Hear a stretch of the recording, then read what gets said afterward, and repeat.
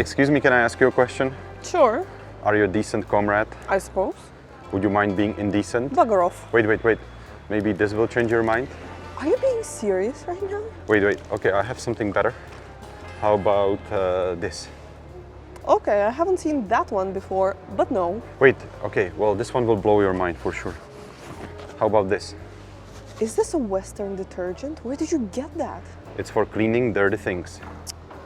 You might be wondering what is going on right now. Let me explain.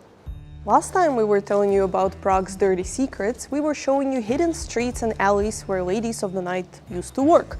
And it was roughly the period of time between the Middle Ages and the beginnings of Czechoslovakia. But everything changed with communism.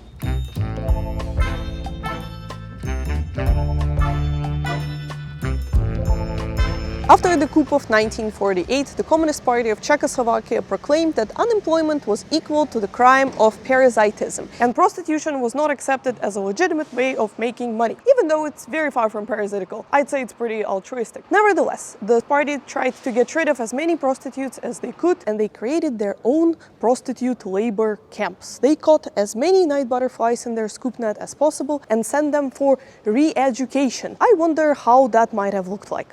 Good morning, comrades! Today we're gonna be gathering some cucumbers, so take the cucumber and put it... Nope, don't put it there! Don't put the cucumber there! After the re-education, many still decided to come back to their old ways, except they couldn't go on the street again because it was too dangerous, so they had to find regular jobs or cover-up jobs. By the way, being a housewife or stay-at-home mom was accepted as an official occupation by the party, which created a perfect loophole because nobody could tell that mommy was taking some extra work. Others who did find the regular jobs would do the little side gig in between their shifts or in their free time. But again, they couldn't bring their clients home because their neighbors might snitch on them, so they had to find very safe places where privacy was respected. And I can think of a place like that. Scattered across the city, a chain of public toilets offered a refuge and a relief for the uptight comrades. Of course, there's no official statistics about the sex selling inside there because prostitution did not exist on paper during communism, but a public restroom seems like a perfect place where you can be nasty because it's private, people try not to make eye contact with strangers there, and if you hear strange moans from a cubicle, you're not entirely sure what caused it. The second most popular place for rendezvous were swimming pools and saunas. Makes sense, people were already half naked. What was stopping them from going further, right? This swimming pool called Podoli was notoriously famous as a place for one-night stands, or better say, one changing room stands, or one bush stands. And it was also kind of a convenient place to go for people who were doing it professionally, because when people would ask you, where have you been for so long? Oh, I was just at the pool getting fit. Good for you. Eventually, the police had caught up what was going on inside of the swimming pool and they put an end to it. But that wasn't a long time ago. It was around the year 2000. But it was 20 years ago, Valery. Oh, another place that comes to mind is this building, a former spa house in Žižkov area that we also visited previously in one of our videos. Check it out. This house was even visited by the Emperor Franz Joseph himself. And oh boy, if only Franz Joseph would know what would happen here after he visited. Basically, it was turned into a huge gay club, and then when it went bankrupt, it turned into a dark circus den for anybody who dared to visit it. And I don't know about you, but the last thing I want to discover in the abandoned building that people who are hiding inside are Procreating. Not sure if we need more people who are into that stuff. Anyway, nowadays it's pretty much abandoned, but they are planning to turn it into a dancing studio, which will be quite fitting atmosphere-wise. So far, we only talked about the people who would put their talents to wrong use occasionally, but there were also those who were fully aware of how talented they were. They were able to secure the high-paying clientele and enjoy the lifestyle that came with it. They went to expensive restaurants and luxurious parties and stayed at the really nice hotels with their clients, such as this one, Hotel Yalta, very popular during the times of communism. And if you watched the video about this hotel that we did, you know that right below it there was a nuclear bunker where they were spying at the hotel guests from. Don't worry, they don't do it anymore, unless you are into that thing, and they will happily do it for you. It is a known fact that women around here are gorgeous, but their beauty would be their curse sometimes. Apparently, during the communist times, a lot of ladies of the night cooperated with the STB. STB is short for the Communist State Security, not a sexually transmitted disease, even though both are very hard to get rid of. Their scheme was fairly simple. They would send a gorgeous girl to seduce their target, she would bring him to a bugged room full of recording devices, they would do the dirty, and then the STB would blackmail the victim with the tapes. Allegedly, they did it quite a lot in this hotel, Alcron, right next to the Wenceslas Square. I'm sure it was a fun thing to do for the police, even though they were not allowed to watch the tapes afterwards, but I find it hard to believe they did it. Hey, who's that? Oh, that is British consul. And that?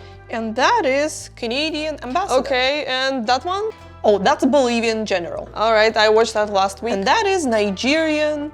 Oh, yeah, that's the one. That's what I'm taking home today. In case of a Portuguese consul, Carlos Miranda, the blackmail tactic worked like a charm. Miranda had a soft spot for beautiful ladies, so the STB sent him Linda. They met several times and Miranda was charmed. Up until one day, instead of Linda, it was the STB who knocked on his door.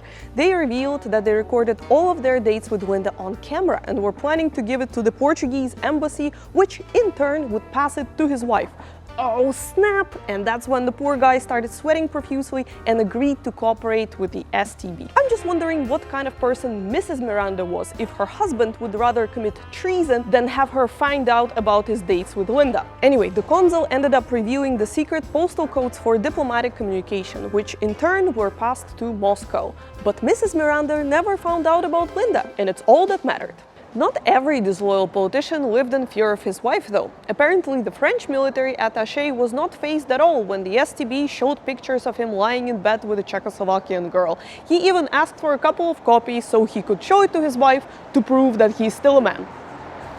Obviously, not all women of the night who cooperated with the STB had a choice. A lot of them were kind of forced into it, but what probably kept them in that profession was the payment, the money.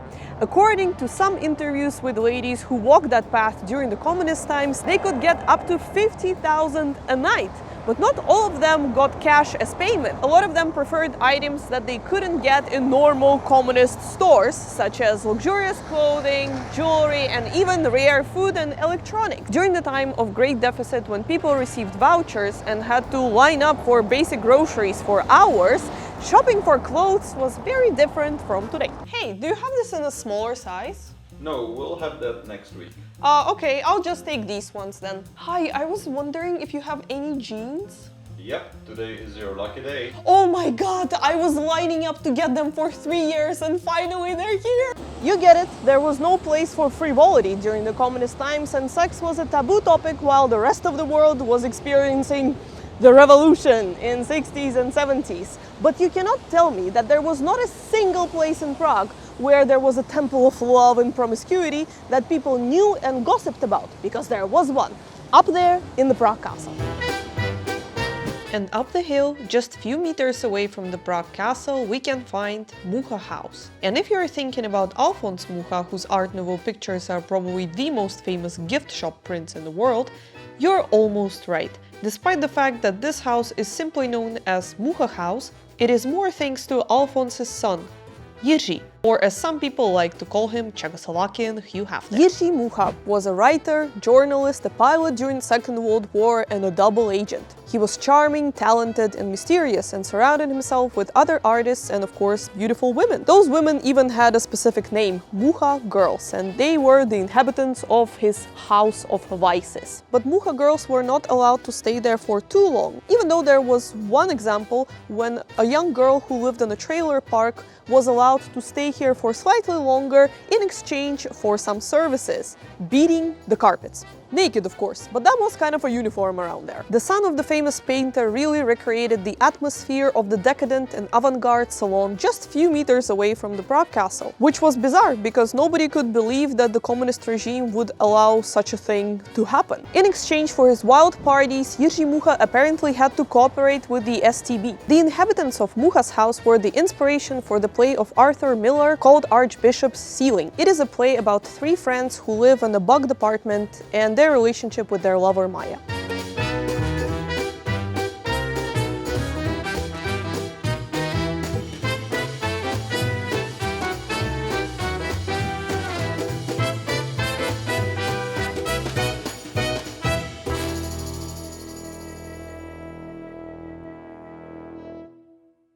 So that's it, guys. Thank you for watching. We hope you enjoyed our communist dirty secrets and anticipating your questions in the comments. We don't know where those parties are held today, so please don't ask us, and we'll see you in 2 weeks. Bye! Right. The secret postal codes for communication. No. Secret codes for the diplomatic postal communication. Last time we were... Sorry. You get it. There was no place for frivolities in the communist...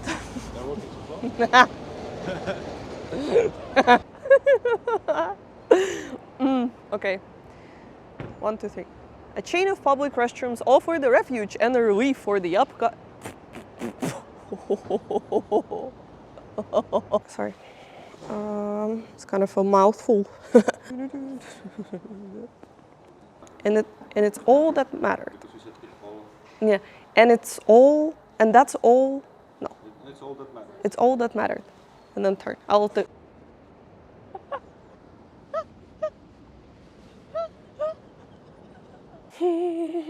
But you cannot tell me that there was not a single place in Prague where there was a temple of